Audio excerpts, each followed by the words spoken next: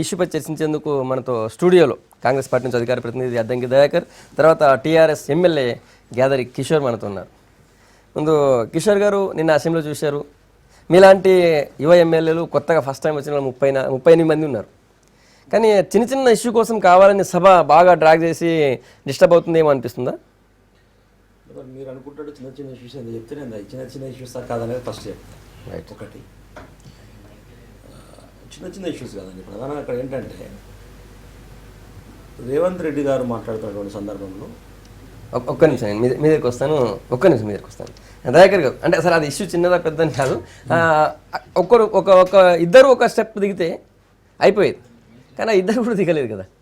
దానివల్లనే మొత్తం సభ డిస్టర్బెన్స్ అయిపోయింది. నిజానికి జనం ఎంతో ఆసక్తితో ఎంతో ఆశగా చూస్తుంది తెలంగాణ జనం.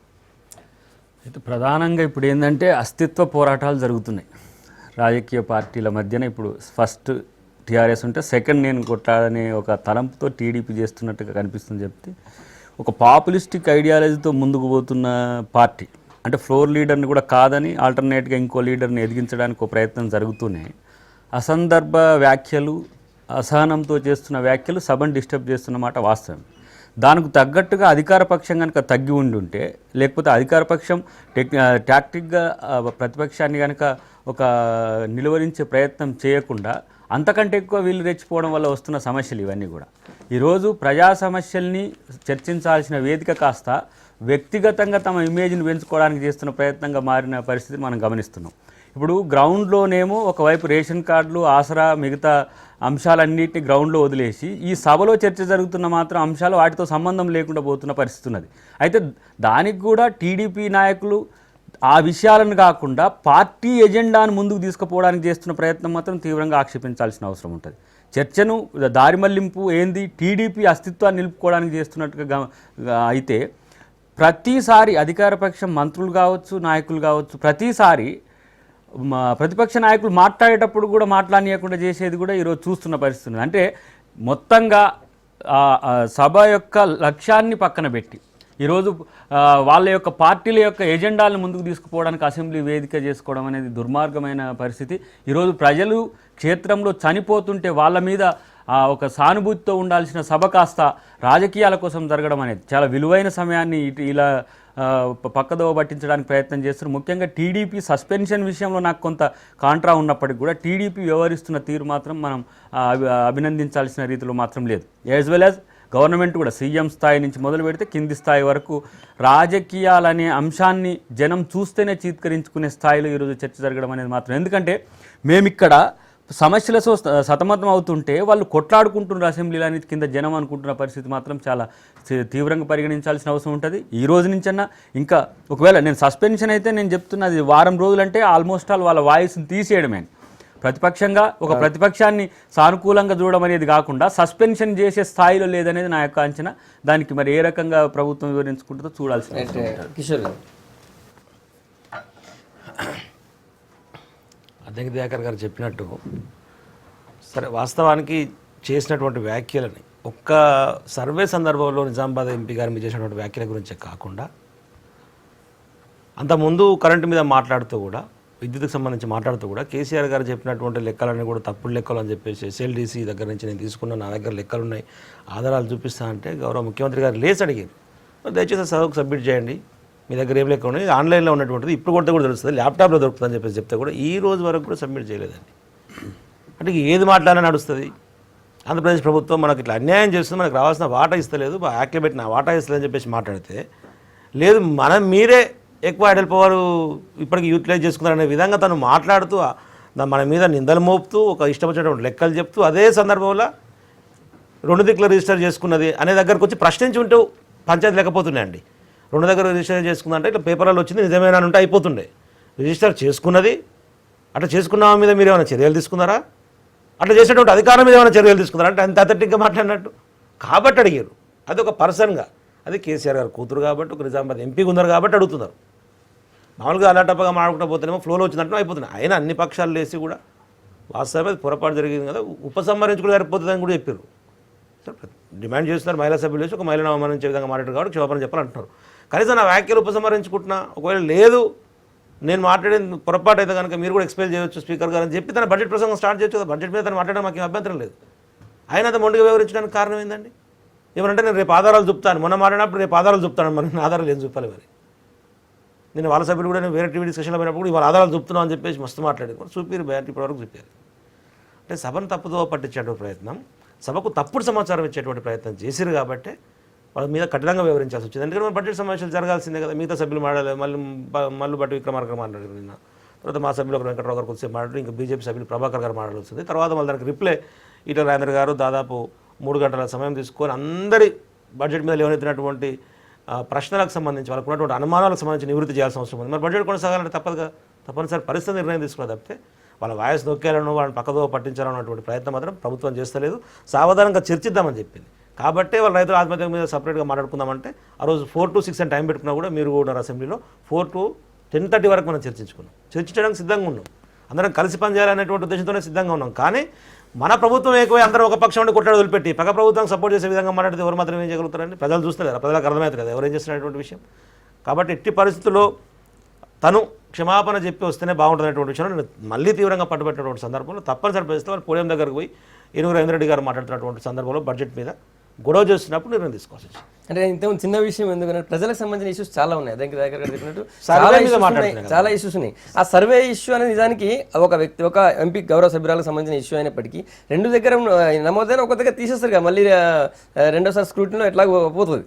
దానికి అంత వాళ్ళు పట్టుబట్టడం కరెక్ట్ కాదు. మీరు ఆ విషయంలో మీరు కూడా మెట్రో దగ్గర కరెక్ట్ కాదేమో చర్చ ఉంది. ఒక్క కవిత గారి విషయంలో ఎంపీ గారి విషయంలో అంటలేను నేను. విద్యుత్కి సంబంధించిన విషయంలో కూడా తప్పుడు లెక్కలు ఇచ్చి ఇప్పటివరకు సబ్మిట్ చేయలేదు. నిన్న మాట్లాడినాం అదే. నిన్న గౌరవ ముఖ్యమంత్రి గారు రీసెంట్ అడుగుతున్నారు. ప్రతి సందర్భంలో తప్పే చెప్తున్నారు. ప్రతిదాన్ని ఎక్స్క్యూజ్ చేసుకుని పోతామండి. ఏదో ఒకసారి పొరపాటున దొరికిందంటేనేమో ఇప్పుడు చెప్తప్పుడు కొంతమంది మాట్లాడేటప్పుడు అంటారు సబ్జెక్టు కరెక్షన్ అని చెప్పేసి ముందే చెప్తూ మాట్లాడతారు. ఒకవేళ పొరపాటు అయితే కనుక మేము విరమించుకుంటాం కానీ ఇట్లా ఉందంటే నిజమేనా అని చెప్పేసి అంటారు. అట్లానే చెప్పలేదు తను కనీసం అథెంటిక్గా ఏం చర్యలు తీసుకుంటారు అంటే అసలు గవర్నమెంట్ కూడా షాక్ కూరింది ఒకసారి. అందుకనే కదా దాన్ని అథెంటిక్గా తీసుకొచ్చి తెల్లారి మాట్లాడింది గవర్నమెంట్ కూడా. అది వదిలేసేయండి. కరెంటుకు సంబంధించి ఇప్పటివరకు సబ్మిట్ చేయలేదు. ఉత్తగానే బయటకు వచ్చి మీరు వాడుకున్నారు ఇంత వాడుకున్నారు అని చెప్పేసి లెక్కలు చెప్పేసి ప్రజలను తర్వాత ప్రభుత్వాన్ని తర్వాత స్పీకర్ గారి పక్కదో పట్టిస్తే సభ యాక్సెప్ట్ చేయదండి. సభకు తప్పుడు సమాచారం ఇవ్వడానికి ఎవరు యాక్సెప్ట్ చేయరు. దాని మీద మేము అడుగుతున్నాం. అన్ని విషయాలను చర్చించి ఒక దాన్ని పట్టుకొని అడగట్లేము మేము. ప్రతి సందర్భంలో తప్పుడు సమాచారం ఇస్తున్న దాని మీద మా పంచాయతీ. Right okay. అది అసెంబ్లీకి సంబంధించి నిన్న మండలిలో డిఎస్ ఒక క్వశ్చన్ రేజ్ చేశారు. ఉద్యోగాలకు సంబంధించి ఉస్మానియా విద్యార్థులకు సంబంధించి ప్రభుత్వ వైఖరి సరిగా లేదు, ఎందుకంటే అక్కడ విద్యార్థులు ధర్నా చేస్తున్నారు ఉద్యోగాల కోసం, వాళ్ళపై మీరు వివరించిన తీరు బాగాలేదన్నారు. అప్పుడు తర్వాత లాఠీ చార్జ్ జరిగింది స్టార్టింగ్లోనే ఈ ఇష్యూలను రేజ్ చేశారు. సో విద్యాశాఖ మంత్రి ఆ విషయంలో చాలా కఠినంగా మాట్లాడారు అనేది అక్కడ ఉన్నటువంటి మండలి సభ్యులందరూ కూడా చాలా ఇష్యూ రేజ్ చేశారు బాగా. దానికి దీని విషయంలో కిషోర్కి ఇంకెక్కువ దాంట్లో బాధ్యత విద్యార్థి నాయకుడు. అయితే నేను ఏమంటున్నా అంటే అలా బడ్జెట్లో అట్లీస్ట్ స్టూడెంట్స్ కొరకు నిరుద్యోగుల కొరకు ఏమన్నా ఒక ప్రకటన ఉందా? అట్లీస్ట్ టీపీపీఎస్ ఏర్పాటు అన్న ఉన్నదా? ఇలా విద్యార్థి శక్తితోనే ఈరోజు మొత్తంగా తెలంగాణ ఉద్యమం నిర్మితమై తెలంగాణకు ఒక ముందు ఉన్న విద్యార్థి శక్తిని నెగ్లెక్ట్ చేయడాన్ని ఏ రకంగా చూడాలి? అసలు ఎవడు వీళ్ళకు సలహాలు ఇచ్చేది? అసలు వాడిని ఎవడో దొరికించుకోవాలని నాకున్నది. సలహాదారులు ఇస్తున్నారా లేకపోతే మీరు ఇచ్చిన మేనిఫెస్టోకి ఏమైనా లెక్కలు అంకెలు వేసి పెడుతున్నారా అనేది నాకు ఒక అనుమానం ఉంది. ఎందుకు ఒక్కటేసారి తెలంగాణ ఆత్మ కోల్పోయి ఏదో పొలిటికల్ ఏదో ఇంతకుముందు ఫక్తు రాజకీయ పార్టీల లెక్క మేము ఉంటామన్నట్టే చేస్తుండ్రా అయింది అన్నట్టుగా ఉంది. ఎందుకు వాళ్ళ చర్చ ఉండదు? విద్యార్థులు అనేది అయితే ప్రధానమైన అంశం కదా. ఉద్యోగులు ఫోర్ ఫ్రంట్లో ఉన్నారు, వాళ్ళ కొరకు కొన్ని కార్యక్రమాలు చేస్తున్నారు, సేవా కార్యక్రమాలు ఉన్నాయి, మిగతా కార్యక్రమాలు కూడా ఉన్నాయి. విద్యార్థి శక్తిని ఎందుకు తక్కువ అంచనా వేస్తున్నది ఇప్పుడు అసలు చర్చ. అసలు ఎందుకు ఈ రకమైన డైవర్షన్ అయింది? తర్వాత ఇంతకుముందు కూడా విద్యాశాఖ మంత్రి ఒక కామెంట్ చేసిండని చర్చ అప్పుడు కూడా పెద్ద గొడవ అయింది. పని పాట లేకేదో అని చెప్పి చిల్లరగాలు చేస్తున్నారనేది. ఇలాంటి స్థాయి దిగి మాట్లాడొద్దు. విద్యార్థులు ఈరోజు కిషోర్ విద్యార్థి నాయకుడే, సుమన్ టీఆర్ఎస్ నుంచి విద్యార్థి నాయకునిగానే వచ్చిండ్రు. మేము విద్యార్థి శక్తిని మేము గౌరవిస్తున్నామని చెప్పిన పార్టీ ఒక్కసారిగా ఎందుకు నిరుద్యోగుల పట్ల ఈ రకమైన వ్యవహార శైలి? ఎస్, కాంగ్రెస్ పార్టీ వాళ్ళు చేయొచ్చు, బీజేపీ వాళ్ళు చేయొచ్చు, ఇంకా మిగతా పీడిఎస్సీ వాళ్ళు చేయొచ్చు. వాళ్ళు కూడా ఇంతకుముందు టీఆర్ఎస్తోనో కలిసి వచ్చిన వాళ్ళే కదా ఉద్యమంలో. వాళ్ళని ఎందుకు శత్రువులుగా ఇమ్మీడియట్గా చూడాల్సిన అవసరం వస్తుంది? వాళ్ళు మీ రాజకీయత్వానికి ఏమైనా దెబ్బ కొడతారని ఒక భావన ఉందా? ఈరోజు విద్యార్థులు అనగానే మంత్రి ఎగరాల్సిన అవసరం ఏముంది అసలు? అరే ఇగో ఇక్కడ మిస్టేక్ జరిగింది, ఎస్ మేము ఇప్పుడు చెప్తున్నారుగా మీరు, అరే ఈ దాంట్లో తక్కువ జరిగిందా ఇంకో దాంట్లో చేస్తాం, ఇంకో ఇది కాకపోతే ఇంకో వచ్చే బడ్జెట్ చేస్తామని సర్ది చెప్పుకుంటున్నారు కదా. ఈరోజు ఎందుకు విద్యార్థులు అనగానే ఆ రకమైన ఎగురుపాటు ఎందుకు వస్తుంది అనేది నాకు ఇంకా అర్థం కావట్లేదు. మార్చుకున్నారా ఏమైనా శైలి? విద్యార్థులు అంటే మాకు అక్కర్లేని అంశం అనుకున్నారా? కిషోర్ గారు చెప్పారు. విద్యార్థులకు సంబంధించి వ్యతిరేకంగా మాట్లాడేదని విద్యాశాఖ మంత్రి గారు చిల్లరగా మాట్లాడడం చేసేటువంటి వ్యాఖ్యలు ఇప్పుడు రేవంత్ రెడ్డి గారు మాట్లాడినట్టు ఉంది. ఈ మాటలు కూడా నిరాధారంగా ఉత్తగానే ఎందుకంటే అసెంబ్లీ మండలిలో వచ్చిన మాట డిస్కషన్ అయింది కానీ దాంట్లో అసెంబ్లీ వేదికగా మాట్లాడింది మండలిలో సంగప్ప గారు మండలిలో డిస్కషన్ అయిన మాట వాస్తవమే కానీ దాంట్లో చిల్లరగాలు మల్లరగాలు నిరుద్యోగం అంతకుముందు ఆయన మాట్లాడలేదండి. ఎక్కడ తప్పు నేను చెప్తాను క్లారిటీగా. వాళ్ళు 1-2 సార్లు అక్కడ ధర్నా స్టార్ట్ చేసి నిరుద్యోగులకు సంబంధించిన జేఏసీగా కూడా కట్టి మా మిత్రులందరూ కూడా కాంట్రాక్ట్ ఉద్యోగస్తులకు సంబంధించిన దాని గురించి పంచాయతీ వస్తాను. కేసీఆర్ గారు చెప్పినటువంటి మాట ఏంటంటే మ్యాక్సిమం 4th క్లాస్ ఎంప్లాయీస్ ఉన్నటువంటి కాంట్రాక్ట్ ఎంప్లాయీస్ అంతా కూడా తెలంగాణ వాళ్ళు మొదటి నుంచి కూడా ఎక్కువ ఉండేది ఆంధ్రప్రదేశ్ ప్రభుత్వంలో కూడా. ఆ సందర్భంలో ఒక్కొక్కరు 15 ఏళ్ళు 20 ఏళ్ళు 25 ఏళ్ళు పనిచేస్తూ కూడా ఇంకా కాంట్రాక్ట్ మిగిలిపోయిన వాళ్ళందరూ కూడా పర్మనెంట్ చేయాలనే ఉద్దేశంతో కాంట్రాక్ట్ ఎంప్లాయీస్ అందరూ కూడా పర్మనెంట్ చేస్తామని చెప్పారు. దాదాపు ఏ స్థాయిలో ఉన్నా కూడా అది జేఎల్కి డిఎల్కి వచ్చేసరికి వాళ్ళు కూడా కాంట్రాక్ట్ పద్ధతిలో ఉన్నారు. వాళ్ళని కనుక కంటిన్యూ చేసి వాళ్ళకే ఇస్తే మేమందరం నష్టపోతాం. ఒక 10 ఏళ్ళ దాకా మాకు నోటిఫికేషన్ ఉండదు. కాబట్టి గస్టెడ్ సంబంధించినటువంటి ఉద్యోగస్తులను డైరెక్ట్గా కాంట్రాక్ట్ నుంచి పర్మనెంట్ చేయడానికి లేదు, ఎగ్జామ్ ద్వారా కండక్ట్ చేయాలి అని గతంలో సుప్రీంకోర్టు తీర్పు ఉన్నది. వీటి దృష్ట్యా మేము దీన్ని పరిశీలించాలని చెప్పేసి వాళ్ళు అడిగారు. అయితే మేము చాలాసార్లు నేనే చెప్పిన మీరు రండి విద్యాశాఖ మంత్రి గారితో ఒక రౌండ్ టేబుల్ సమావేశం ఏర్పాటు చేద్దాం, మీకు ఉన్నటువంటి ఏమేమి ఆబ్జెక్షన్ ఉన్నాయో అవన్నీ చెప్పండి, తర్వాత ముఖ్యమంత్రి గారితో ఒకసారి మాట్లాడదాం, వారితో రౌండ్ టేబుల్ సమావేశం చేద్దాం, మీకు ఆబ్జెక్షన్స్ చెప్పండి.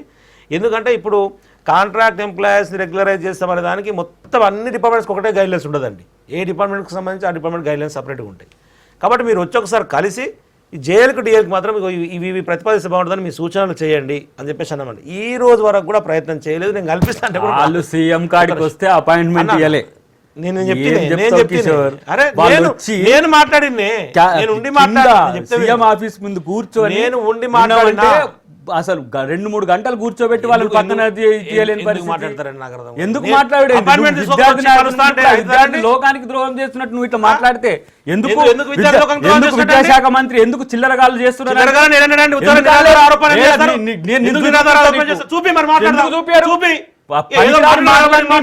మాట్లాడుకుంటూ నిన్న నాగేశ్వర్తో మాట్లాడుకుంటా రాళ్ళు తీసిరేస్తారని చెప్తే మంత్రా లేకపోతే బజార్ మనిషా?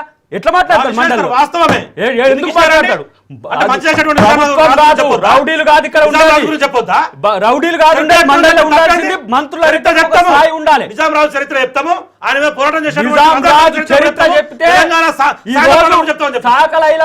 చరిత్ర నిజాం చరిత్ర కలవదు, తెలుసుకోమన్నారు. నిజాం సంస్కృతి అయితే నీ చేపలని చెప్తున్నట్టు లెక్క. ఈ రోజు నిజాం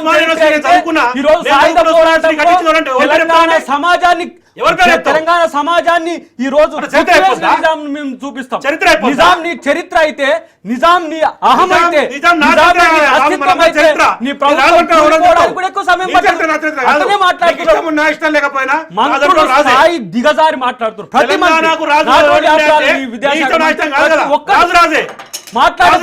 ఒక్కరు కూడా అసెంబ్లీ కాదు అది వాళ్ళకు ఒక కొట్లాట కేంద్రంగా చేసుకున్నారు. ఈ రోజు తెలంగాణ సమాజం సిగ్గుపడుతున్న పరిస్థితులు. అది వాడు ఎవడు నేను 40 సంవత్సరాలు పాలించిన నీ 4 నెలలకు కూడా నీకు ఇంకా చేత కావట్లేదు. ఈ రోజు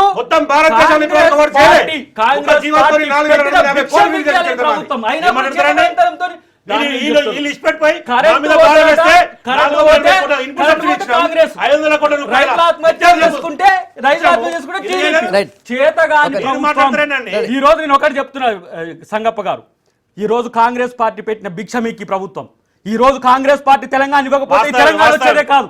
కానీ ఈ రోజు మీరు తెలంగాణ ప్రజలను అవమానిస్తున్న తీరు ఈ 4-5 నెలల్లో ఎందుకు 35% కార్డులు ఇస్తారు? ఎందుకు ఈ రోజు అంటే ఈయన వచ్చిన 4 నెలల్లో ఏం చేయకపోతే ఏ 4 నెలల్లో మొత్తం తెలంగాణ ప్రజలందరూ కూడా అభివృద్ధి చెందినట్టు 50% కార్డులు ఎందుకు తీసేస్తారు? ఆసరా కార్డులు ఎందుకు తీసేస్తారు మీరు? ఈ రోజు అంటే నువ్వు చేసి ప్రభుత్వం రాకముందే అందరూ ఉన్నోళ్ళు అయిపోయిందా? నా దగ్గర ఉన్న దానికంటే పెరిగినాయండి కార్డులు. ఉత్తగానే మాట్లాడదాం కాబట్టి 4 ఇచ్చి వస్తూ ఆడికి పోయి ఈ శాలిగారంలో మన పోయి 4 ఇచ్చి అర్హులు కాని వాళ్ళకి ఇంతకు ముందు లేని వాళ్ళకి ఇచ్చి వచ్చినాడు. నేను శాలిగారం పోలేదు ఇక చెప్పు ఎందుకు శాలిగారానికి పోయి 40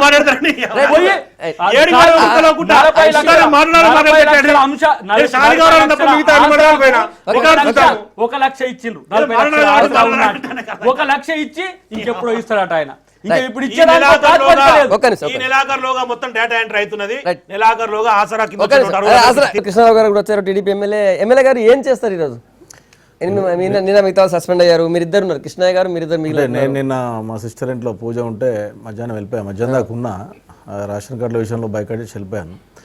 యాక్చువల్గా జరుగుతుంది ఏంటంటే అసెంబ్లీలో మేము రేవంత్ రెడ్డి గారు ఆ రోజు జరిగినటువంటి సంఘటన మీ అందరు చూశారు, మీ ఛానల్సే ఎక్కువ చూపెట్టారు.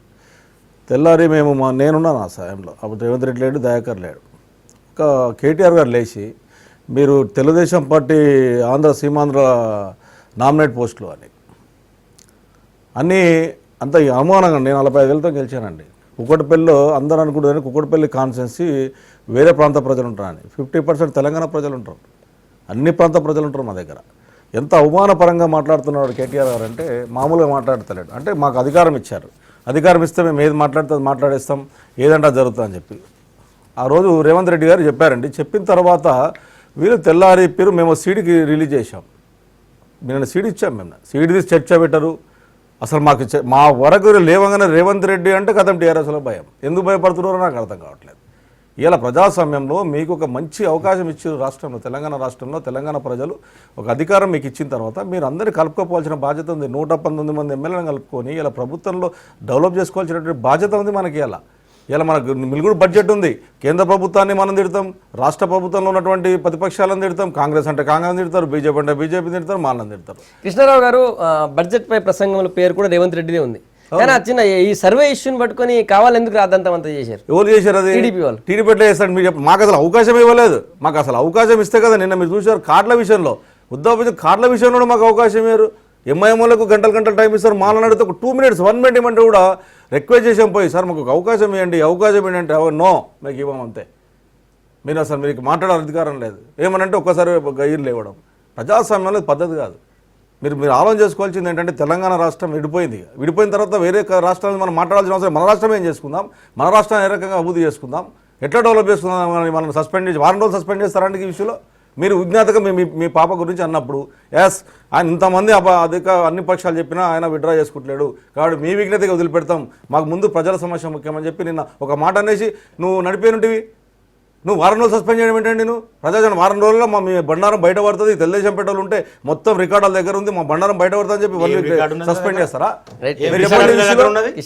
మీరు ఎందుకు నేను ఒకటే అడుగుతాను. సీడీ ఇస్తే మైక్ ఇచ్చినప్పుడు లేదు చెప్పాలి కదా. 20,000 గారికి మైక్ ఇచ్చారు, మాట్లాడినప్పుడు సీడీ ఇచ్చాం, ఆధారాలు ఇచ్చాం, ముందర పెట్టని చెప్పేసి మాట్లాడాలి కదా. మేము గవర్నర్కి స్పీకర్కి ఇచ్చాం. మేము అదే స్పీకర్కి చెప్పాలి కదా, సభలో ఉన్న స్పీకర్ ఆల్ పోల్ లీడర్కి ఇచ్చాం.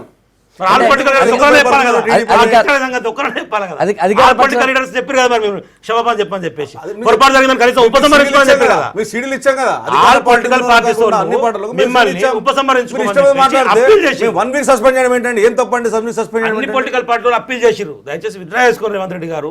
ఉపసంహరించుకోరు మాటలు, అది పొరపాటు కదా. ఏమైతే ఉపసంహరించుకో విన్నారా అండి? మైక్ ఇస్తే బడ్జెట్ మీద ప్రసంగం మొదలు పెడుతుంది అంటే వాళ్ళు అడిగేది మైక్ ఇవ్వడానికి అభ్యంతరం లేదు. ఒకసారి ఉపసంహరించుకొని వ్యాఖ్యలను స్టార్ట్ చేయండి. వెళ్ళోకి తీసుకుపోతారు. పోడియం దగ్గర పోయి పంచాయతీ ఆడపడుచుకు అన్యాయం జరిగిందంట. నేను అడుగుతున్నాను, టీఆర్ఎస్ పక్కకు మీరు ఇలా అధికారం వచ్చే 50% లేడీస్ లో మీరు ఒక మంత్రి విద్యుత్ సంబంధించినటువంటి లెక్కలు కూడా మొత్తం తప్పుడు సమాచారం ఇచ్చిండు. స్పీకర్ సబ్మిట్ చేస్తా అన్నాడు. ఇయ్యకముందే తప్పుడు అనేది తప్పే కదా. ఒకటి ఆ సభ్యుడు తప్పుడు సమాచారం ఇచ్చిండు, కానీ మొత్తం 4 రోజులు సస్పెండ్ చేయడం అంటే ప్రతిపక్షం అంటే ఏదైనా మాట్లాడవచ్చు, సభలో తప్పుడు సమాచారం ఇవ్వచ్చు, ఏదైనా మాట్లాడవచ్చు. ఇందాక క్లారిటీగా చెప్పిన ఓన్లీ పొరపాటు జరిగిందని సరి చేసుకోండి చెప్పి గవర్నమెంట్ ప్రశ్నించినట్టుకుంటే ఎంపీ మీద ఏమైనా చర్యలు తీసుకున్నారా, అధికారుల మీద ఏమైనా చర్యలు తీసుకున్నారా? ఏం మాట్లాడతారండి? అంతే అథెంటిక్ కూడా మాట్లాడాలి. ఆ సభలో జానారెడ్డి గారు నిన్న చెప్పారు, నిన్న ఈవినింగ్ జానారెడ్డి గారు చెప్పారు. అవును, ఒక పద్ధతిగా మొన్న ఒకటి చెప్పాడు, నిన్న ఒకటి చెప్పాడు. ఎవరు? కాంగ్రెస్ పార్టీ ప్రతిపక్ష నాయకులు. మీ నాయకులు మాట్లాడేది ఏ కరెక్ట్ ఉన్నాయో చెప్పండి. అంటే మేము నామినేట్ పదలమా? మీరు చెప్పండి నామినేట్ పోవాలమ్మా మేము జానారెడ్డి గారు దాని మీద మాట్లాడారు. 45,000 జానారెడ్డి గారు మాట్లాడింది అని మేము 45,000 మెజారిటీ గెలిచాం. మీకేం అధికారం ఉంది? కాదండి 45,000 గెలిస్తే 40,000 గెలిస్తే డైరెక్ట్ ఏమి ఉండదు ఇంకెక్కువ కానీ 402తో గెలిస్తే 40,000 గెలుస్తాం కానీ జానారెడ్డి గారు మాట్లాడిన దాని గురించి అన్నావు అది ప్రస్తావించేందు జగన్ గారు విఘ్నతతో ఆలోచించాలి, అవసరం రెండు పక్షాలంటూ అధికార పక్షానికి ఎక్కువ బాధ్యత ఉంటుందని జగన్ రెడ్డి గారు వాళ్ళు పొరపాటు చేసే మాట వాస్తవమే కానీ మరి ఏ రోజు కాదేమో అవసరం ఉంటే ఒక రోజు కుదించుకుంటే బాగుంటుంది మీరు కూడా ఆలోచించండి అని చెప్పి అప్పీల్ చేసిన అంతే. 1 వీక్ సస్పెండ్ సస్పెండ్ చేయడం తప్పట్లేదు, సస్పెండ్ చేయడం తప్పట్లేదు. జానారెడ్డి గారు మాట్లాడారు మొత్తానికి దాదాపు 2 గంటలు మాట్లాడారు, ఎవరు డిస్టర్బ్ చేయలేదు, 2 గంటలు మాట్లాడారు. తర్వాత కొన్ని సూచనలు చేసిండు. వాస్తవానికి జానారెడ్డి గారు మొత్తం మాట్లాడుతూ కూడా సూచనలు చేసిండు, అవి కూడా సాధారణంగా స్వీకరించారు. అక్కడ వరకు ఓకే, నువ్వు కూడా ప్రతిపక్షాలు చెప్పారు కదా విత్డ్రా చేసుకోండి, మీరు 1 వీక్ సస్పెండ్ అవుతుందని చెప్పారు కదా. మరి మీరు జానారెడ్డి గారు అప్పీల్ చేశారు మాట అందరూ అప్పీల్ చేశారు. మీరు చెప్తారు చూడండి ఇవాళ కూడా ప్రతి ఒక్కసారి మేము 1 వీక్ చరిత్రలో ఉందండి సస్పెండ్ చేయడం అనేది. కాపాడుకోండి. మీరు ఫస్ట్ ముఖ్యమంత్రి గారు ఏం చెప్పారు కొత్తలో దయాకర్ గారు మీకు కూడా చెప్తున్నాను, అసెంబ్లీ స్టార్ట్ కాగానే ఫస్ట్ మేము అనుకున్నాం 4 సంవత్సరాలు పార్టీలను పక్క పెడదాం, 4 సంవత్సరాలు డెవలప్ చేసుకుందాం, 5వ సంవత్సరం పార్టీల గురించి మాట్లాడుకుందాం ముఖ్యమంత్రి ఫస్ట్ అసెంబ్లీలో. మరి ఇవాళ ఎందుకు మా మీద పడ్డావు? గురించి మాట్లాడి ఇంత అవసరమా?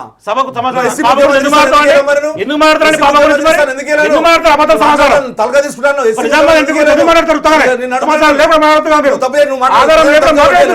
నువ్వు పదే తప్పు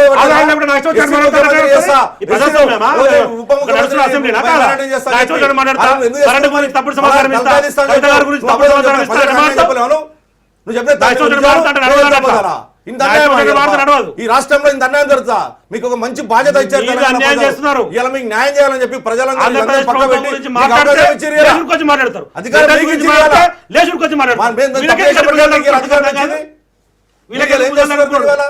ప్రజాస్వామ్యంలో పద్ధతి కాదంటున్నాను. మీది పద్ధతి కాదు, తప్పుడు సమాచారం అనేటువంటిది తప్పు, దాన్ని ఒప్పుకోండి. ఎవరన్నా ఓల్డ్ ఏజ్ పింఛన్ మాట్లాడితే మాట్లాడితే మేము ఇచ్చామంటారు. మేమే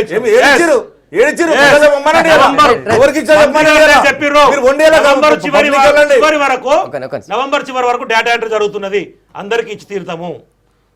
శాంపుల్ గా మనం 8వ తారీఖు మేము స్టార్ట్ చేయాలని అనుకున్నాం, నిశ్చయించినాం కాబట్టి ఆ డేట్ రోజు శాంపుల్ గా స్టార్ట్ చేసినాం, లాంఛనంగా ప్రారంభించినాము. నవంబర్ ఎండింగ్ వరకు మొత్తం డేటా ఎంట్రీ అయిపోతుంది, ఆ రోజులు అందరికి ఇచ్చి తీరుతాము. ఈ పర్సెంటేజ్ అని అదనేది నిలబడి వృద్ధాప్య పింఛన్లు ఎప్పుడైనా తీసుకొని చనిపోయిన చరిత్ర ఉందండి ఈ 60 సంవత్సరాలు చెప్పండి. వృద్ధాప్య పింఛన్ల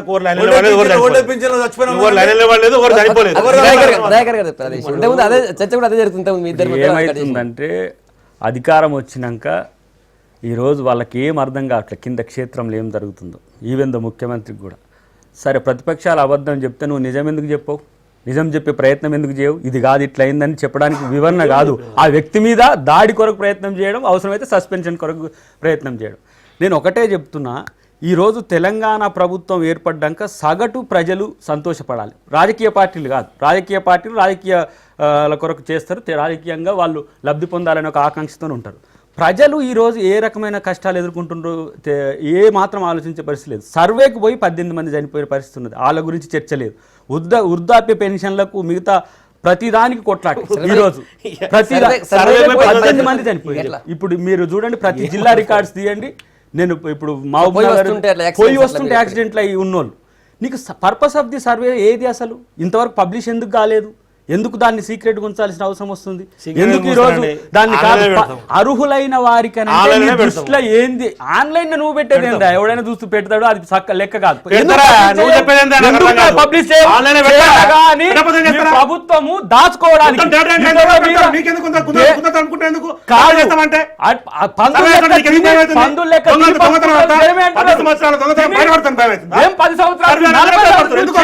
నువ్వు పీకిందేందని ఆడ నువ్వు చేసేదంటే నువ్వు చేసింది లేదు. కాంగ్రెస్ ప్రభుత్వాన్ని దళితుడిని ముఖ్యమంత్రి చేస్తా అన్న దగులు బాచి తను ముఖ్యమంత్రి అయితే అబద్ధాలు కాదట. ఎవరో ఇన్ఫర్మేషన్ దగ్గరెచ్చిపోతున్నారు. అందరిని మోసం చేసి జనం కూడా మోసం చేయాలి. ప్రజాక్షేత్రంలో అసెంబ్లీగా వేదిక మాట్లాడేటప్పుడు అసెంబ్లీలో కాదు ప్రజాక్షేత్రం అసెంబ్లీ కంటే ఒక సంతృప్తికరమైన ఒక పవిత్రమైన క్షేత్రం ప్రతి ఒక్క సమస్యను 25% రైతు రుణమాఫీ చేస్తా ఉన్నావా 25% రైతు రుణమాఫీ చేస్తా ఉన్నావా 8 గంటలు నేను కరెంట్ ఇస్తా అని చెప్పినావు ఈ రోజు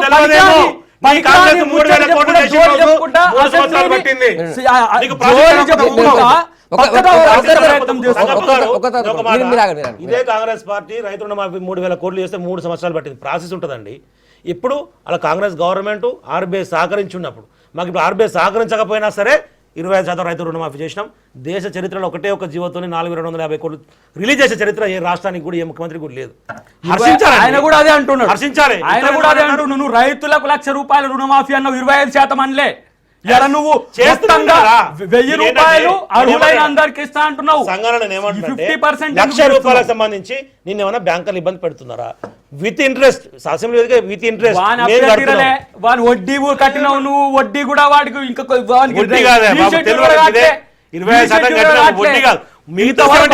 అప్పుకు సంబంధించి అంశంలో ఇంకా క్లారిటీ లేదు బ్యాంకులకు. మేము చెప్తున్నా క్లారిటీ ఇంకెందుకు రైతులకు క్లారిటీ ఉంది.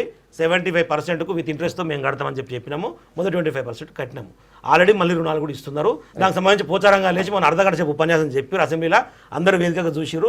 కళ్యాణ లక్ష్మి పథకం చెప్పకపోయినా ఇచ్చినాము. సబ్సిడీకి సంబంధించి 480 కోట్లు ఇచ్చినాము. విద్యార్థుల ఫీజు రియంబర్స్మెంట్ సంబంధించి మీరు బకాయిలు ఉంచిపోతే 1,500 కోట్లకు 500 చెల్లించినాము. చెప్పినాము. మీరు దాని నువ్వు 17,500 డెఫిసిట్ పెట్టుకున్నావు. నువ్వు అది నీ అసమర్థత. 22,000 కోట్ల సర్ప్లస్ రెవెన్యూ కాంగ్రెస్ గవర్నమెంట్ నీ క్యారీ ఫార్వర్డ్ గా ఇచ్చింది. ఎక్కడ ఎస్సీ ఎస్టీ సప్లాన్ 5,000 crores జాగారెడ్డి గారు వీళ్ళ మల్లుపేట విక్రమార్క గారు అసెంబ్లీలో మాట్లాడుకుంటా సర్ప్లస్ బడ్జెట్ ఎంత ఇచ్చిందో చెప్పలేదా అండి? బయటకు సర్ప్లస్ నీకు లేదా? సర్ప్లస్ లేదా నీకు? సర్ప్లస్ ఎంత ఉండండి? ఎంతుండే? 300 కోట్లు. 300 కోట్లు నువ్వు చూయించుకున్నది. నువ్వు చూపించుకుంటే చూస్తారా?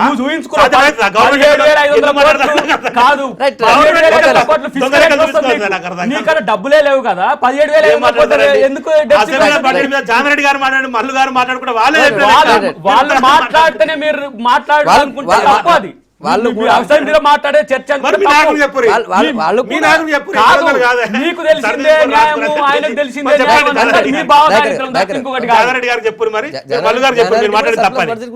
సర్ప్లస్ బడ్జెట్ గురించి చర్చ. లేకపోతే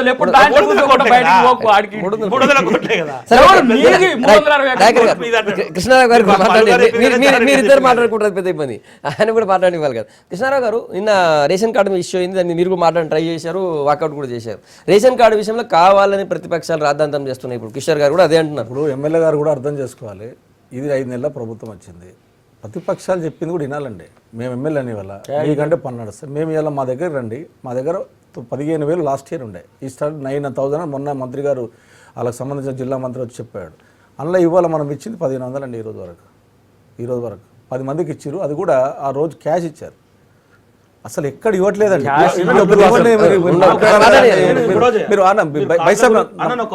కార్డుల గురించి అడిగారా, పెన్షన్ల గురించి అడిగారా? రేషన్ కార్డ్స్ నేను చెప్పినాక మీరు మాట్లాడండి. రేషన్ కార్డుల విషయంలో నిజంగా నేను చెప్తున్నానంటే, రేషన్ కార్డుల విషయంలో ఇవాళ వాళ్ళు చేస్తున్నటువంటిది అంటే వాళ్ళు మంచి పని చేయాలనేటువంటి ఆలోచన ఉండొచ్చు, నేను కాదనట్లేదు. ఆఫీసర్లు అనే వాళ్ళు ఇవాళ హైదరాబాద్ నగరంలో ముఖ్యంగా ఎక్కడ కూడా ఇంచి పని చేయట్లేదు. బీద ప్రజల దగ్గర పోవట్లేదు, ఇంట్లో కూర్చుంటున్నారు. నేను ఛాన్సాలు కూడా మంత్రికి చెప్పాను, వీళ్ళ మంత్రులకు, అయ్యా మీరు అనుకుంటున్నారు మీరు న్యాయం చేయాలన్న కోరిక మీకు ఉండొచ్చు, నేను కాదనట్లేదు. కానీ ఇక్కడ ఆఫీసర్లు పనిచేయట్లేదు. నిన్న చూశారు హైదరాబాద్ నగర్లో కొట్టుకపోతుంటే పట్టించుకోలేము మనం. అంటే ఇది ప్రజాస్వామ్యంలో మనం అందరం కలిసిపోయి డెవలప్ చేసుకోవాల్సిన అవసరం, నవలోపాలు కావద్దని అనేది నేను ఓపెన్గా చెప్తున్నాను. ఎమ్మెల్యేల గారికి ఇప్పటికి కూడా చెప్తున్నాను, ప్రతిపక్షాలు మాట్లాడేది మీరు తీసుకోండి. అనుభవజ్ఞులనలా అసెంబ్లీలో నేను కొత్తగా వచ్చాను, నువ్వు కొత్త వచ్చి ఉండొచ్చు, నాకు తెలియదు. కానీ నువ్వు కొత్త వచ్చి నాకు తెలియదు, నేను కొత్తగా వచ్చాను మనము. నేను ఒకటే యజ్ఞం చేస్తుంటే 119 కలపవలసిన బాధ్యత కేసీఆర్కి ఉంది. రేషన్ కార్డుల విషయంలో కానీ, వృద్ధాప్య పింఛన్లు కానీ, ఓల్డ్ ఏజ్ పింఛన్లు కానీ, రేపు ఇళ్ల విషయంలో కానీ అడ్వే తీసుకోవాలి, ప్రశాంతంగా కూర్చోబెట్టుకోవాలి, మన రాష్ట్రాన్ని డెవలప్ చేసుకోవాలి. నెక్స్ట్ 5 ఏళ్ళ తర్వాత నెక్స్ట్ 5 ఏళ్ళ తర్వాత మాట్లాడుకుందాం తప్ప 5 ఏళ్ళ మాత్రం మన డెవలప్ చేసుకోవాలి, మన తెలంగాణ డెవలప్ చేసుకోవాలి. 5 ఏళ్ళ సింపుల్ ఒకటండి. రేషన్ కార్డ్స్ విషయంలో మంత్రి గారు క్లారిటీగా చెప్పింది ఏంటంటే, ఫస్ట్ పెన్షన్స్ అనుకున్నాము. రేషన్ కార్డులకు సంబంధించినటువంటిది ఇంకా పూర్తిగా స్టార్ట్ చేయలేదు, పూర్తిగా రాలేదు. ఒకటి రేషన్ కార్డు సంబంధించి ఓన్లీ దాని ఆహార భద్రత కార్డు కింద సెంట్రల్ గవర్నమెంట్ కూడా పెట్టింది కాబట్టి ఫుడ్ సెక్యూరిటీ అని చెప్పేసి దాని కింద ఆహార భద్రత కార్డుగా మారుస్తూ ఆంధ్రప్రదేశ్ ప్రభుత్వం అనే దగ్గర తెలంగాణ ప్రభుత్వం రావాలి కాబట్టి తప్పకుండా కొత్త కార్డులు ఇవ్వాల్సిందే, ఇచ్చి తీరుతాం అర్హులందరికీ చెప్పింది. దాన్ని బేస్ చేసుకుంటూ ఇంక ఇచ్చినటువంటిది సడలింపులు ఇచ్చినాం మనం. గతంలో 60,000 రూపాయలు ఆదాయంగా ఉన్నటువంటి దాన్ని ఇక్కడ గ్రామీణ ప్రాంతాల్లో 1,50,000 ఆదాయ కుటుంబానికి ఆదాయం ఉన్నా సరే వాళ్ళకి పెన్షన్ కానీ రేషన్ కార్డు కానీ మనం ఇవ్వాలనేటువంటి నిర్ణయాన్ని ప్రభుత్వం తీసుకుంది. అట్నే పట్టణాలలో 80,000 ఉన్నదాన్ని 2 లక్షలకు మార్చేటువంటి సంగతి తెలుసు. గతంలో 2 ఎకరాల తరైన దాన్ని 3 ఎకరాలకు, తర్వాత 5 ఎకరాల పొలం అనుకున్న దాన్ని కుష్కిని 7.5 ఎకరాలకు కూడా మార్చుకుంది. నిబంధనలను సడలించింది వాస్తవానికి. అంటే ఎక్కువ మందికి సహాయం చేయనటువంటి దృక్పథంతోనే గవర్నమెంట్ ముందుకు పోతున్నటువంటి మాట వాస్తవం. పెన్షన్లకు సంబంధించి ఈ ఒక్క నెల మాత్రమే నగదు రూపంలో డైరెక్ట్ ఇవ్వాల్సి వస్తుంది. తర్వాత నుంచి పోస్ట్ ఆఫీస్ అకౌంట్ ఉంటే పోస్ట్ ఆఫీస్ అకౌంట్ ద్వారా కానీ, లేదంటే బ్యాంక్ అకౌంట్ ఉంటే బ్యాంక్ అకౌంట్ ద్వారా కానీ వాళ్ళకి ఎలాంటి ఇబ్బంది కలగకుండా డైరెక్ట్ అకౌంట్లో పడే విధంగా మనం అందరం చర్యలు చేపడాలని చెప్పేసి అనుకున్నాం. వాస్తవానికి మన ఆలోచించిందంటే 29 లక్షల పెన్షన్లు గతంలో ఉండే. ఈ అనర్హులను మ్యాక్సిమం దొరకబట్టుకొని కనుక తీసేస్తే అది 24-25 లక్షలకు వస్తుంది కావచ్చినటువంటి ఆలోచన ప్రభుత్వం ఆలోచించినప్పటికీ గతం కంటే కూడా ఒక 2 సంవత్సరాల నుంచి కొత్త పెన్షన్లకు సంబంధించిన దరఖాస్తులు స్వీకరించేదండి ప్రభుత్వం. ఆ 2 సంవత్సరాల నుంచి ఉన్నటువంటి వాళ్ళందరూ ఎలిజిబుల్కి వచ్చిన వాళ్ళు అప్లై చేసుకోవడం వల్ల కూడా మళ్ళీ దాదాపు ఇప్పుడు 30 లక్షల నుంచి 31 లక్షలకు పెరిగింది.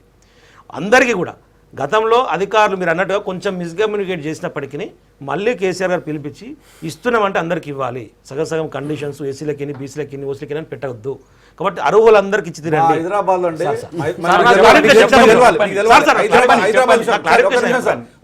హైదరాబాద్ లో మీ దృష్టి తీసుకొస్తారు. హైదరాబాద్ లో సర్వే కరెక్ట్ కాలేదు, మీరు ఆఫీసులో సర్వే చేయాల్సిన బాధ్యత ఉంది. మళ్ళీ సర్వేకి పోతారు. ఇప్పుడు పింఛన్లు సర్వే హైదరాబాద్ లో చక్కగా లేదు, దాని వల్లనే రేషన్ కార్డులు అంటున్నారు మీరు, దానివల్ల పింఛన్లు అంటున్నారు, దాని వల్ల లేదు. మీరు అంటే చేసేదంతా కూడా మీరు అర్థం చేసుకోండి. మీరు చాలా ఇబ్బంది పడుతున్నారు హైదరాబాద్ లో అన్ని ప్రాంత ప్రజలు. దయచేసి మళ్ళీ సపరేట్ దరఖాస్తు అడుగుతున్నాం. వాస్తవానికి గత ప్రభుత్వం 850 కోట్ల రూపాయలు, నేను క్లారిటీ ఇవ్వాలని అవతల టీడీపీ 850 కోట్ల రూపాయలు గత ప్రభుత్వం వచ్చింది. ఇప్పుడు ప్రభుత్వం మీద దాదాపు 3,500 కోట్ల భారం పడుతున్నా ఇవ్వడానికి సిద్ధపడుతున్నది. దాని ఎందుకంటే 200 నుంచి 1000 రూపాయలు చేసినా కాబట్టి భారం పెరిగింది, ఆ మాట మనకు తెలుసు. కానీ ఆంధ్రప్రదేశ్ ప్రభుత్వం అక్కడ ఉన్నటువంటి ముఖ్యమంత్రి గారు ఊర్లలో ఉన్నటువంటి పెన్షన్దారుల్ని వాళ్ళు ఇస్తున్నటువంటి పెన్షన్ సంబంధించి ఎంపిక చేయడానికి గ్రామ సర్పంచ్తో పాటు ఆ గ్రామంలో సమాజ సేవ చేస్తున్నటువంటి ఒక 2 వ్యక్తులతోని 3తోని కమిటీ చేసి అట్టుంటుందని నాకు పక్క రాష్ట్రం ఎందుకంటే ప్రభుత్వం అండి. రాష్ట్రం గురించి మనం మాట్లాడుకుందాం, పక్క రాష్ట్రం గురించి మాట్లాడుకుంటే పక్క రాష్ట్రం గురించి మాట్లాడుకుంటే పక్క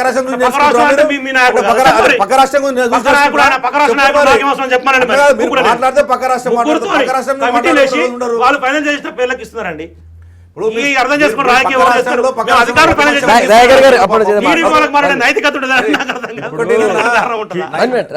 ఉందో లేదో రేపు 5 ఏళ్ల తర్వాత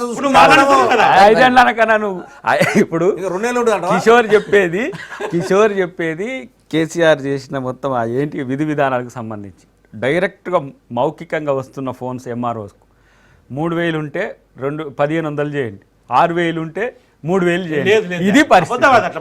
ఈ రోజు మీరు క్షేత్రంలో జరుగుతున్నది నవంబర్ ఎండింగ్ ఎన్నో రోజులు లేదు, 12-13 రోజులే ఉన్నది. ఇక నేను ఏమంటున్నా అంటే నిజంగా మీకు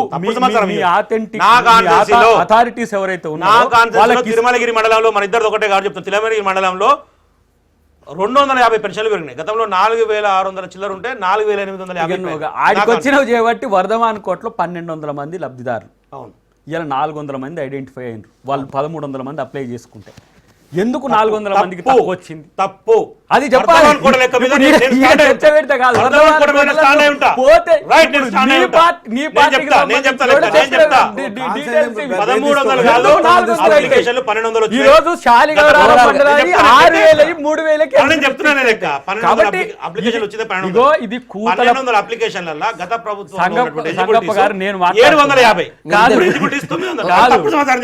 జనం ఏమనుకుంటుంది, కోతల ప్రభుత్వం కూతల ప్రభుత్వం అని జనమే అనుకుంటున్నారు. ఓన్లీ చెప్పడానికి చేయడానికి ప్రయత్నం చేస్తున్నారు. అన్నట్టు 5 సంవత్సరాలు ఉండే ప్రభుత్వం అయితే కాదు. రేపు మళ్ళీ సెషన్స్ వరకు మళ్ళీ ఇప్పుడు ఇది ఎంత చర్చ ఏంటంటే 3 నెలల బడ్జెట్ ఇది. ఎవడు కూడా దీన్ని సీరియస్గా తీసుకుంటలేరు. మీరు అదేంది తుగ్లక్ బడ్జెట్ అనేది అందరూ అనుకుంటున్నదే. నువ్వు రేపు మార్చిలో పెట్టబోయే బడ్జెట్ చాలా ఫుల్ ఫ్లెడ్జ్డ్గా ఉండే అవకాశం ఉంటుంది.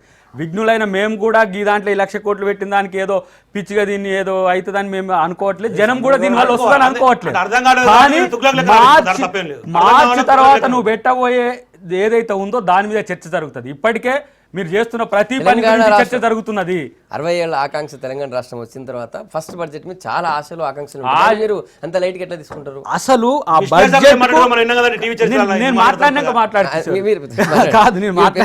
కాదు, ఈ రోజు మీరు పెట్టిన బడ్జెట్ మీదనే మీకు ఇంకా మీకు క్లారిటీ రాలే, జనానికి ఇంకా అసలైన అర్థం కావడానికి అవకాశమే లేదు.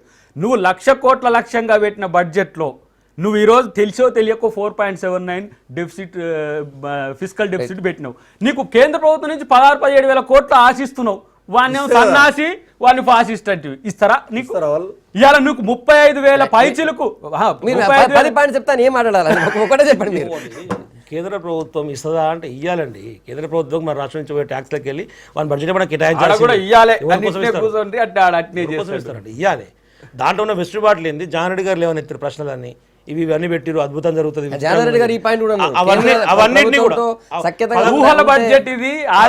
11,000 కోట్ల రూపాయల కంటే ఎక్కువ అప్పు తీసుకురాలి, ఎట్లా తీసుకొస్తారంటే కూడా ఎట్లా తీసుకురావచ్చు కూడా వివరించారు కదండి సభలో కేసీఆర్ గారు. మీ జాన్ రెడ్డి గారే కన్విన్స్ అయ్యారు, చేస్తే అద్భుతమే అని చెప్పేసి అన్నారు.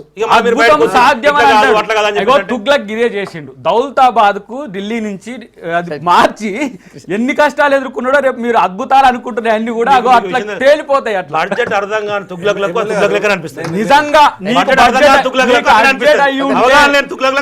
క్యాబినెట్ అసలు అధికారం తెచ్చి పందులు లెక్క తిని పండుకుంటున్నారు అనుకుంటున్నారు. ఇది చర్చ జరుగుతున్నది. ఇది ఎవరు కూడా చెప్పలేదు, నేను చెప్తున్నా. ఇప్పటి నుంచి ఆలోచించుకోండి. మీరు పందులు లెక్క 10 సంవత్సరాలు తిన్నారని చెప్పి ప్రజలు అనుకుంటున్నారు. అందరూ టీడీపీ కానీ కాంగ్రెస్ పార్టీ ఆ రోజు ప్రజలలో ఉన్నటువంటి విశ్వాసాలతో మీ ఇద్దరు చేయలేరని మీకు అవకాశం ఇచ్చారండి. మీకు 5 నెలలు అయింది ఇవాళ. మీరు రిక్వెస్ట్గా అందరిని కలుపుకొని పోయి ప్రయత్నం చేయండి. ఇప్పటికి కూడా మాట్లాడుతుంటే ఎదురుదాడి చేయకుంటున్నాను.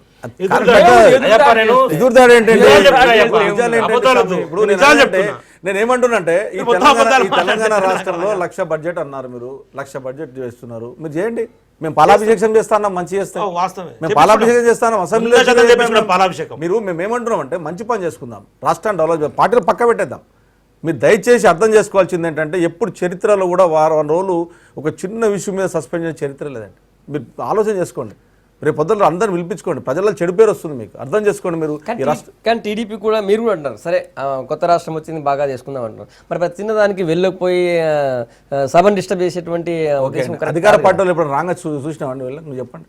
మీరు చరిత్ర మాట్లాడుతున్నారు, అంటే మీకే లేదు, ప్రతిపక్షాలుగా వస్తారు, అధికార పార్టీలో లోపలికి వచ్చేస్తున్నారు. అసెంబ్లీలో నిన్న రవీందర్ రెడ్డి గారు లోపలికి వస్తే హరీష్ రావు లోపల పంపించారు. నిన్న రావచ్చా అండి, లోపల రావచ్చా చెప్పండి. అధికార పక్షం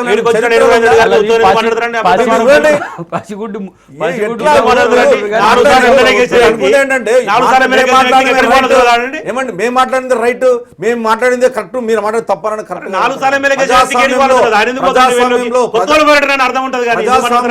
ప్రజాస్వామ్యంలో ప్రతి మనిషి మాట్లాడే హక్కు ఉంది రాష్ట్రంలో, దేశంలో. మాట్లాడితే అబద్ధం కదా. 1100 మంది ఇదే ఛానల్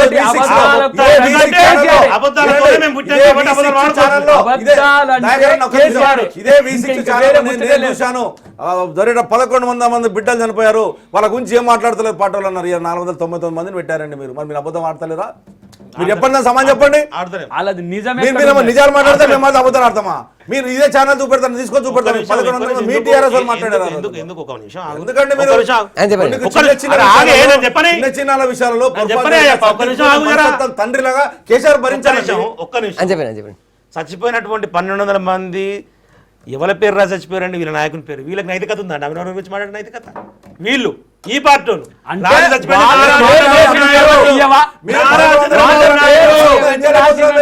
చంద్రబాబు నాయుడు వల్ల చచ్చిపోతున్నాం. మీరు అమరవీరుల క్షోభ కారణం ఏంటి? అమరవీరుల గురించి మాట్లాడితే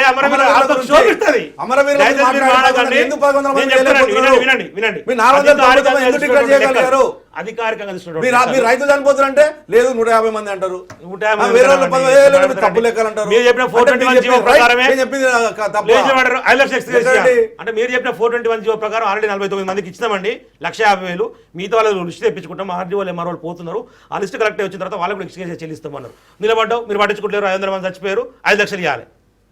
నువ్వు అది కావాలన్నప్పుడు ఉండాలండి, మిగతా జీవో తండ్రిలాగా ఓపిక నెంబర్ 421 ఉండాలండి. ఉంటుంది. తెల్లారుతారు బిడ్డలు అడుగుతున్నప్పుడు మళ్ళీ సాధన అడుగుతారండి. తండ్రిలాగా నేను చెప్తున్నా కదా, సమానం చెప్పే ఓపిక జీవో నెంబర్ ఉంటుంది, 421 అధికారంలో కూర్చోవాలండి. 1,50,000 రూపాయలు ఎక్స్కేజ్ Yes, చేయాలి. పక్కన 40 పెట్టుకోండి. మందికి ఇచ్చినాము. మీరు మాట్లాడుతున్నారు, మా పోరాటం మాట్లాడండి, చేసిన వాడు ఏం మాట్లాడండి చెప్పాడు. ఇవన్నీ? ముందుకు ఎందుకు ఎక్కడ పోతున్నారు మీరు రాష్ట్రానికి బడ్జెట్ డబ్బులు ఇప్పుడు దోచుకున్నారా? రాష్ట్రానికి అమరవీరుల ఏం కుటుంబానికి దోచుకున్నారు ఇచ్చే అమరవీరుల 10 మందిని తిడతావు, 10 మంది డబ్బులు ఇస్తారు, 10 మందిని తిడతారు పొద్దుగల. ప్రధానమంత్రి ఎవరు తిట్టారండి? ఎందుకు కేంద్ర ప్రభుత్వాన్ని మస్తు ఎప్పుడు తిడుతున్నారు మీరు, మాట్లాడారండి? మస్తు తిడుతున్నారు కేంద్ర ప్రభుత్వాన్ని. ఎప్పుడు మీరు మాట్లాడారు? కేంద్ర ప్రభుత్వం దగ్గర పోనేవారు.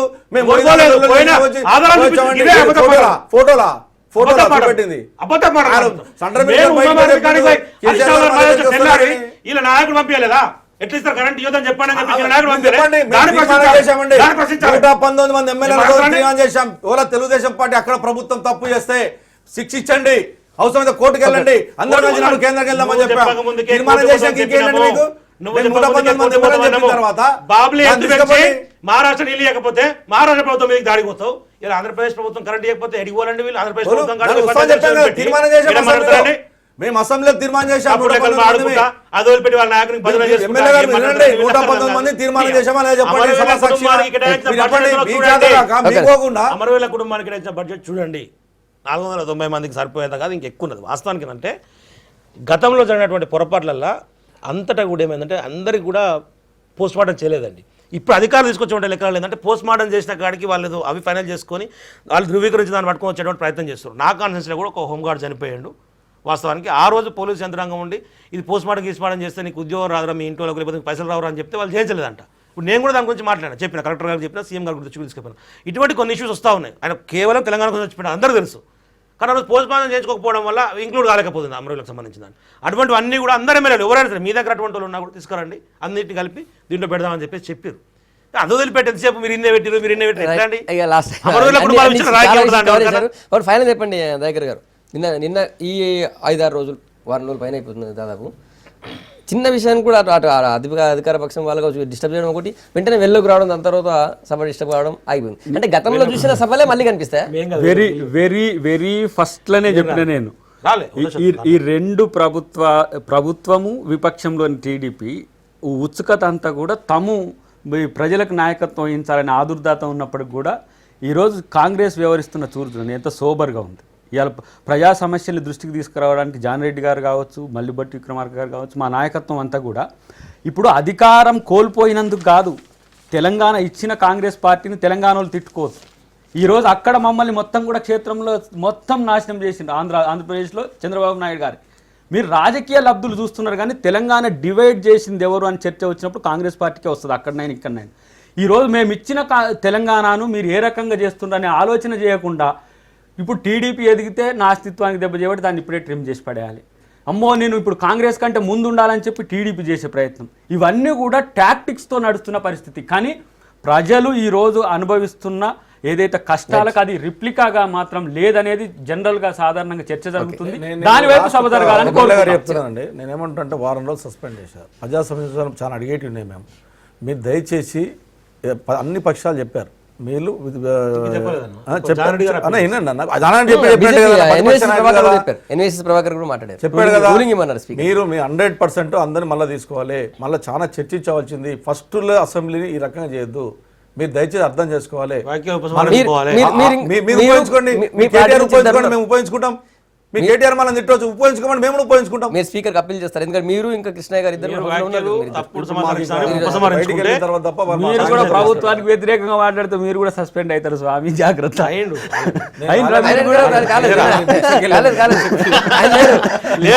కృష్ణయ్య గారు కాదు TV9 ABN కట్ చేసినట్టే ఇప్పుడు ఎవరైతే మాట్లాడతారో. దయాకర్ గారు, కిషోర్ గారు, మాధవరం కృష్ణ చర్చలో పాల్గొని గుడ్ మార్నింగ్ తెలంగాణ మీ అభిప్రాయాలు చెప్పినందుకు ఇది ఇవాళ గుడ్ మార్నింగ్ తెలంగాణ. రేపు మళ్ళీ మార్నింగ్ ఇదే టైం కలుద్దాం. Stay tuned.